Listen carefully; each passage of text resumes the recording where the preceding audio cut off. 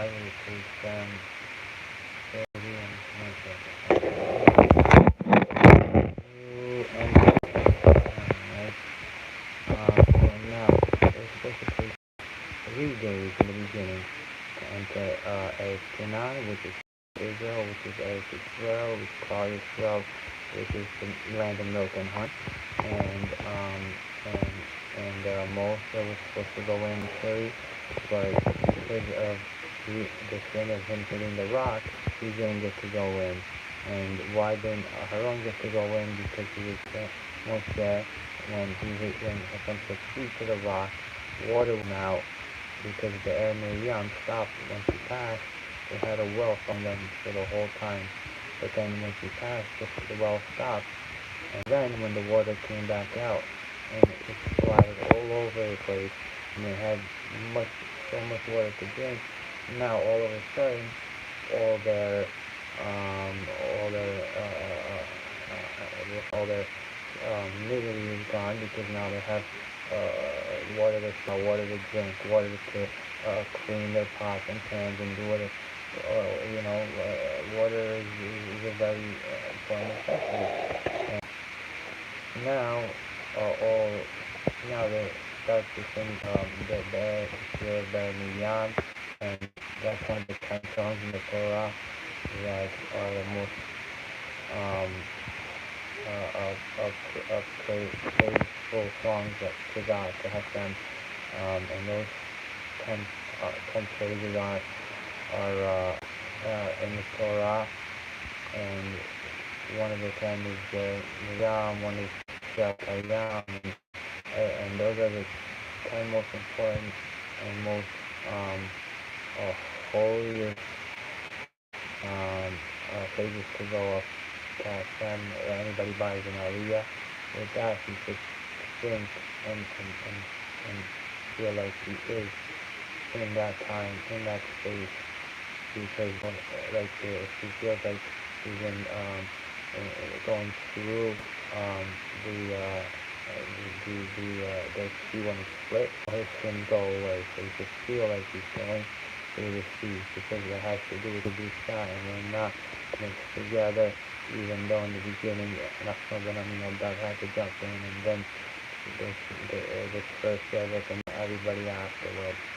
And now, why it took them so long? It only have taken them 3 days, because the first thing, there's no before and after. So in the last part, it talks about last 2 parts of the ark. It doesn't start with bar when you start in the desert. If you have to try, from the time it actually starts that they were ready to cross into Israel right away, but they sent spies. No one told them to send spies, but they did anyway, and they came back with results. Figs, pomegranates, grapes that were large, juicier, fruitier than ever. Okay, that was the good part. On the bad part, there was misleading. There were giants that survived from Hanoch. Hanoch was the great grandfather of Noah that survived these giants like Og Melech HaBashan, get killed with his 20-foot stake. He was 20 feet and he got 20 feet and he hit the heel. Just he got to the heel with 50 Amot, which today is 90 to 120 feet.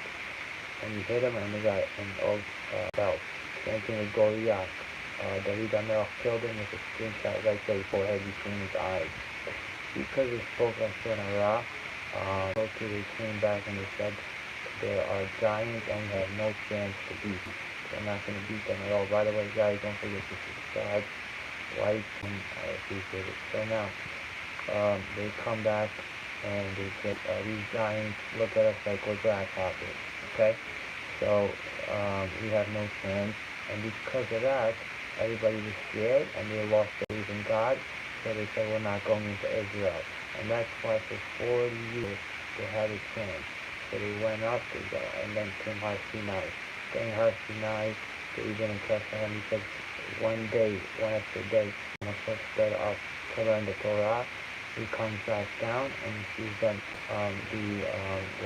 the Erev Rav, which were the people that pretended to convert, but they were really against, they were trying to manipulate them and then go against them. Those were the people that had them think at the time put Moshe, and Moshe was on his bed and his taking his last breath, and he was in Shamayim, and he wasn't going to come down. So they made a calf, and when he came down finally, had the report that were originally the first two tabernacle, the first two reports, the two stones that connecting people to it were written by God himself. Then he went back up and he said, please forgive them, because they killed that many thousands that participated in the gold, and the women didn't. That's why the women marry till today, and they don't, they didn't participate. They said, we're not going to go, and we're not going to give any of anything. We're not going to give into the temple that they're out. We're going to keep part 3. You guys see, like and subscribe, see you later. Anyway, so continuing, so it's 3, and then they could have went back a year later, but every year, now this is when TV Flat comes in. They come back, and for 39 years they said, we're not going. So every year, 15,000 people, and there was 600,000 people. That's from a time to. So for every year, 15,000 times 40 is 100,000. The 39, the 40th year, there were 15,000 left from the original 600,000, and those were the ones on TV Flat that stayed and got into Eretz Yisrael. And when it was, even though Aharon, Moshe's brother, he because of hitting the rock, and he was with him, and he didn't tell Moshe stop, talk to the rock. He gave his son Elazar was actually the first adult, so they went up to the mountain. He switched his clothing, and there he rested. He passed, and that was the last Aharon being on top of the mountain, and everybody cried, and Elazar was the first one to enter to Eretz Yisrael, and they found the face and saw the strength that Moshe killed Goliath. So even with all the, thank you for the light.